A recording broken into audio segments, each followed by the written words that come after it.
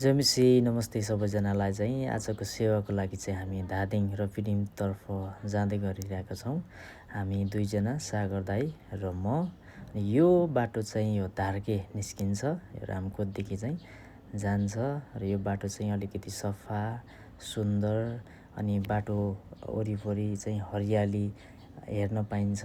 अनि अर्को बाटोबाट गयो भने चाहिँ एकदम धुलो धुवाँहरू चाहिँ हामीले खानुपर्छ र हामीले यो बाटो जाँदैछौँ। यो बाटो चाहिँ जानुको कारण चाहिँ एकदमै हरियाली हेर्दै हामी जान सकिन्छ।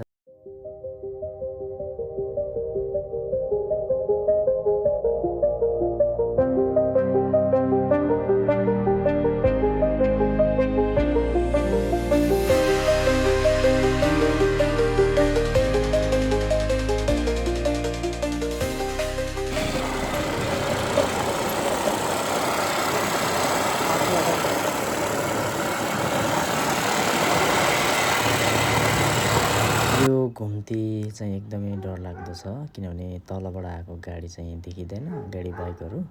र यहाँ चाहिँ बिस्तारै चलाउनु पर्छ र अलिकति अप्ठ्यारो पनि छ। यहाँनिर चाहिँ सेम तलबाट पनि उकालो आइरहेको गाडी बाइकहरू चाहिँ देख्दैन, थाहा हुँदैन। अनि यहाँ चाहिँ एकदमै भिरालो छ। सो भिरालो भएको कारणले गर्दाखेरि ब्रेक फेल हुने चान्स पनि हुन्छ।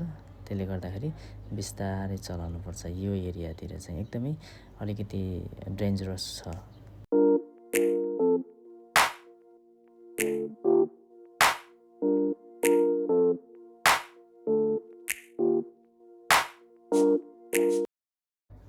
यहाँनिर चाहिँ एउटा रेस्टुरेन्ट छ, त्यो चाहिँ सञ्चालन छैन, किनभने चाहिँ पहिरो आएर चाहिँ पुरिदिएको छ, भत्काइदिएको छ।